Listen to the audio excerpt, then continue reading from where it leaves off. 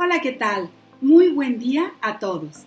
Bienvenidos cada uno de ustedes a este cuarto Congreso Estatal Ciudadano por la Paz. Es un gusto encontrarnos en esta maravillosa plataforma, aunque sea una plataforma virtual, aunque sea una plataforma de grabación importante para compartir y compartirnos, pues vale mucho la pena la generación y creación de estos espacios.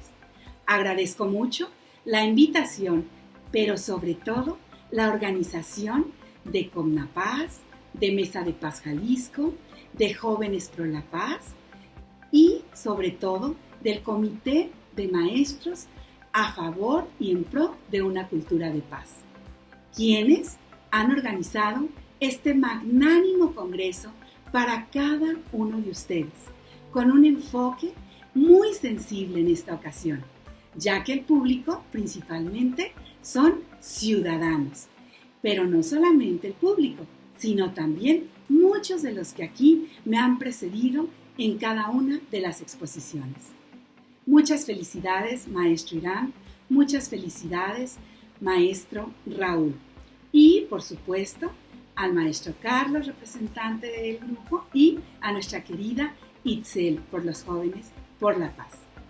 Bueno, el día de hoy nos va a tocar platicar de un tópico bien interesante, que yo más que denominarlo conferencia, más que denominarlo ponencia o disertación, me he permitido acomodarlo de tal forma que quede como una charlita cómoda, ¿sabes? Una charlita en la que tú puedas llevarte por lo menos alguna recopilación de tópicos importantes para tu práctica de la paz, para tu conocimiento alrededor del tema de paz y que eso engrandezca tu cultura de paz, la cual has venido fortaleciendo y sobre todo ratificando seguramente en estos días. Entonces, mira, la charlita que vamos a tener el día de hoy, fíjate bien, yo me he permitido denominarla junto con el comité organizador Cultura de Paz, Humanismos y Liderazgos Contemporáneos. Y esto, ¿sabes? Tiene una razón de ser. Tú a lo largo de este congreso has escuchado una serie de temas bien interesantes, desde el significado de la paz hasta la comprensión de la diferencia entre la cultura de paz, la paz en sí y la educación para la paz necesaria para fortalecer el conocimiento del impacto, el alcance y los sucesos que se derivan de conocer la paz. Entonces, esta charlita tiene una razón de ser, te decía yo, porque pretende llevarnos por un recorrido muy breve histórico para llegar hasta nuestros días actuales y reflexionar en dos puntos importantes que tienen que ver con el humanismo y con el tema de los liderazgos. Pero no ese humanismo estudiado en los siglos pasados, sino un humanismo contemporáneo del siglo XXI y también una percepción de los liderazgos que por la paz, hoy, en esta época denominada contemporánea, necesitamos ahora y verificar que muy seguramente tú estás en camino o serás un líder por la paz. Entonces, en este proceso vale un poquito la historia para detenernos, analizar puntos importantes que nos van a servir para concluir la temática y la charlita que el día de hoy te he propuesto. Bueno, fíjate bien y hagamos un pequeño recorrido histórico. La cultura de paz tiene sus inicios en una época más moderna de la histórica que hemos estudiado nosotros hasta ahora. Pero la paz como concepto tiene sus antecedentes en un profundo anhelo a lo largo del desarrollo histórico de nuestras vidas. Si podemos recordar nosotros, tenemos primero el marco del comunismo primitivo, En ese comunismo primitivo, en aquellas primeras concentraciones de relación social, a lo mejor la paz fue posible, pero inmediatamente posterior a él, en la época del esclavismo, de la Edad Media, de la industrialización, de la división entre capitalismo y socialismo, acontecieron una serie de sucesos que colocaron a la paz como un anhelo de vida cotidiana y diaria en cada uno de los distintos actores sociales que vivieron esta época histórica. Nunca se vio reflejado mayormente este anhelo de paz que posterior a la Primera Guerra Mundial, en donde, a través de una sociedad de naciones, se hizo un análisis muy profundo en donde muy lamentablemente se descubrió que más de la mitad de los habitantes del planeta Tierra habían muerto en un proceso de guerra.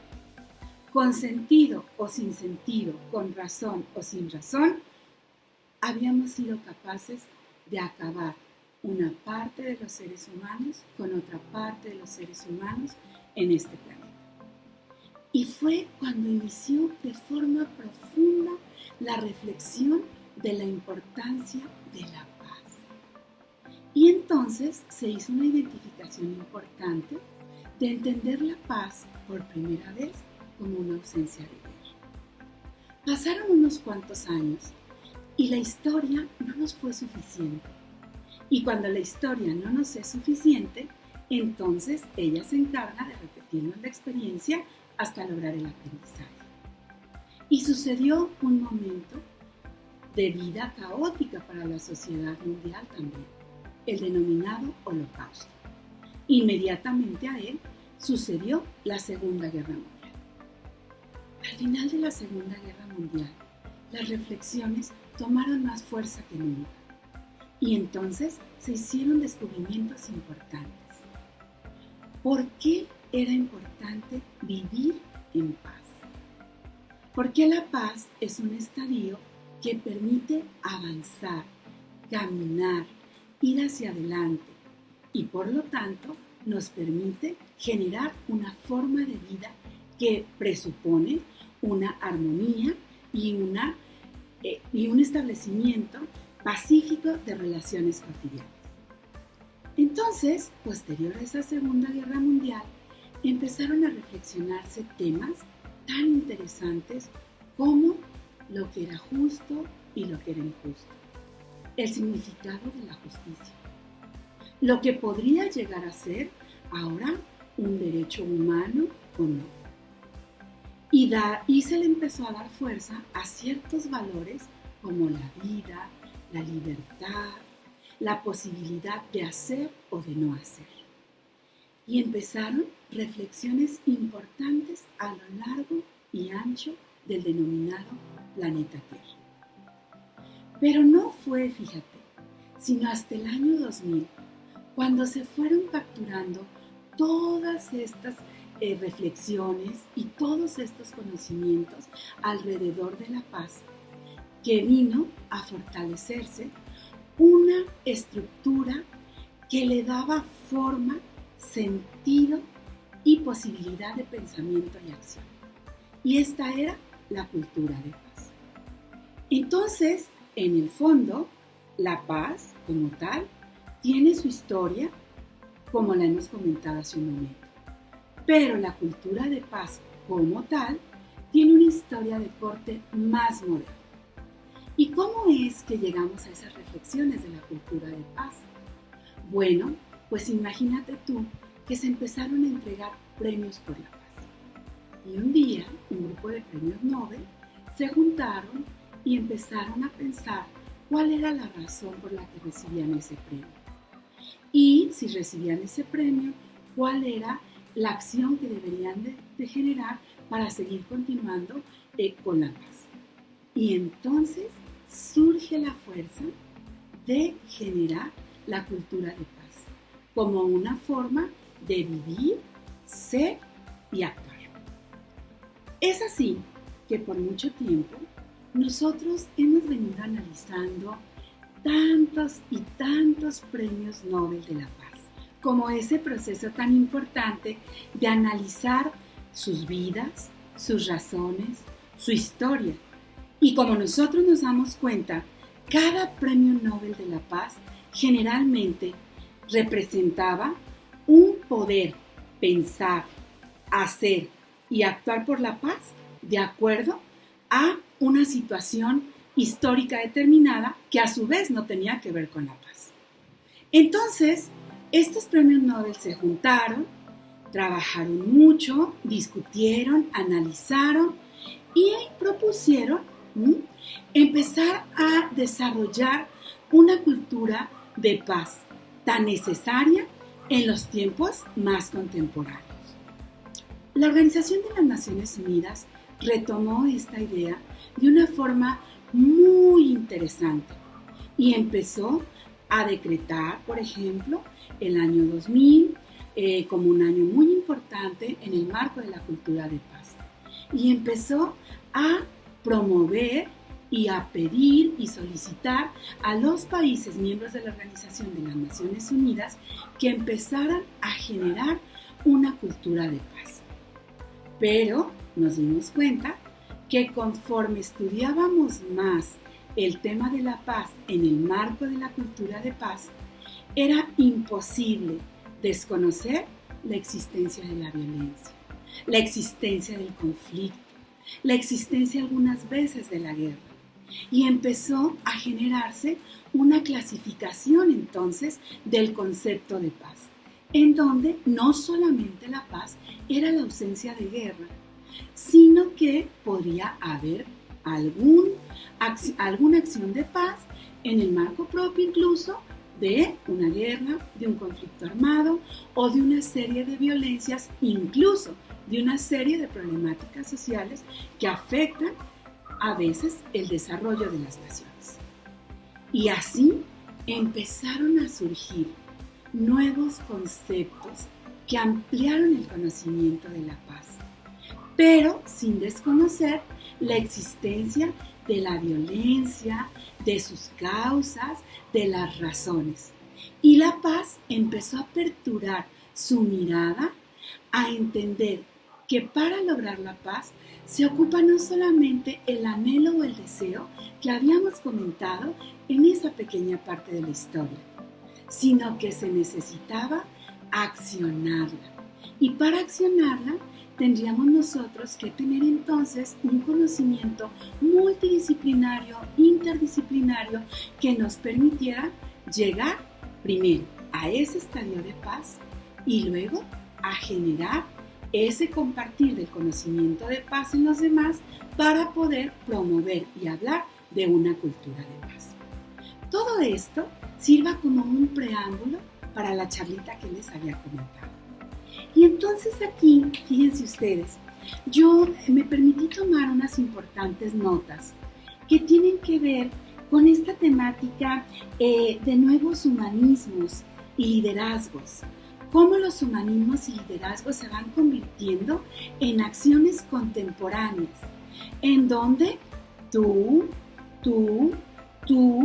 nosotros, yo, podemos generar importantes liderazgos de paz y generar la comprensión de nuevos humanismos en el sentido de lograr entender y posicionar al ser humano en su dignidad totalizadora. Un ser humano que se siente digno es un ser humano que puede llegar a empoderarse. Es un ser humano que genera acciones para la paz. Es un ser humano que promueve la paz. Entonces, estamos adentrándonos a una etapa bien interesante, en donde ahora podemos reflexionar si es que acaso en todos estos contextos de violencia mundiales, nacionales, estatales, locales, incluso personales, podemos encontrar algunas resignificaciones o generar y ampliar nuevos derechos humanos muy importantes. Y en esa ampliación empezamos a lo mejor de un tiempito para acá a pensar en un derecho humano a la paz.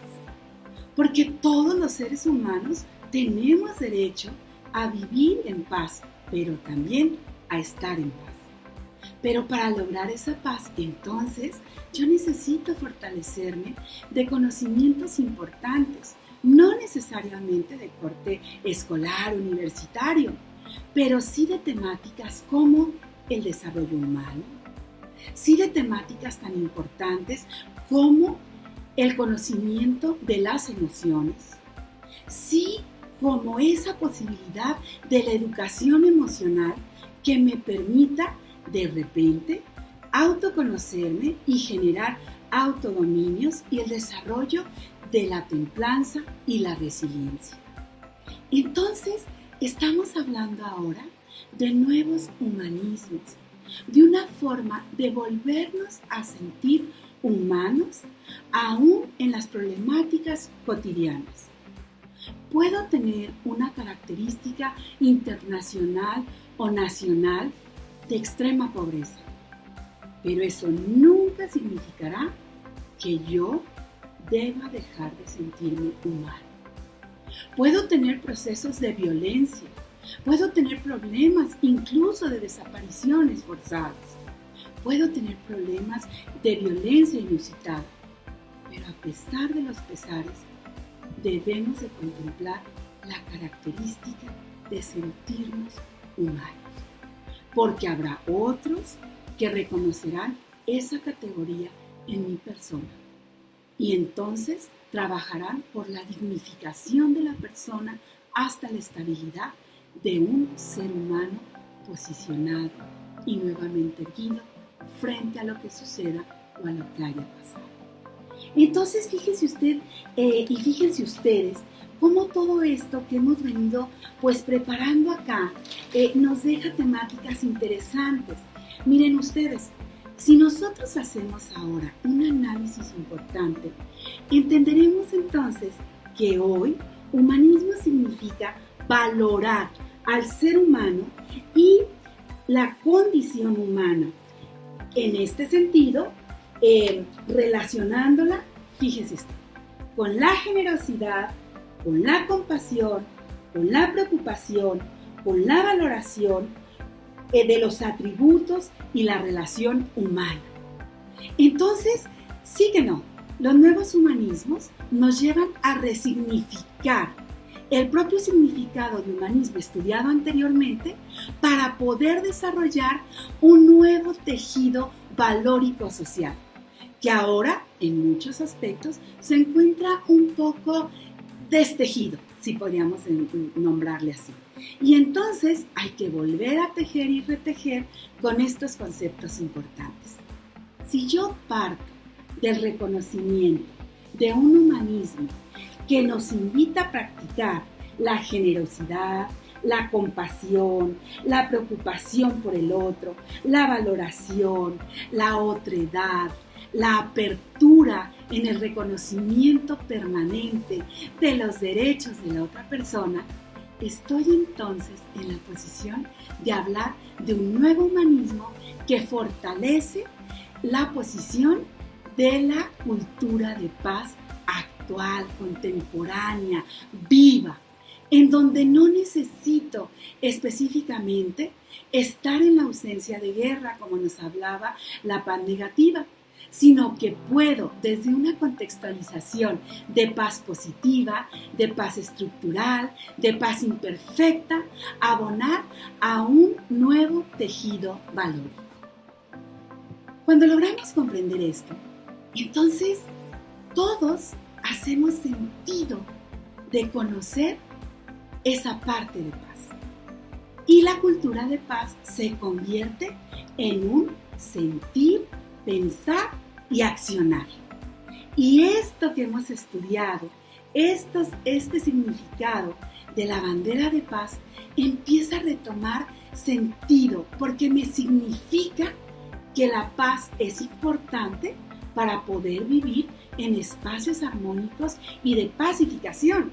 no solamente de carácter colectivo y de grandes colectivos, sino desde lo individual, lo colectivo cercano, para contagiar con ello a lo amplio colectivo.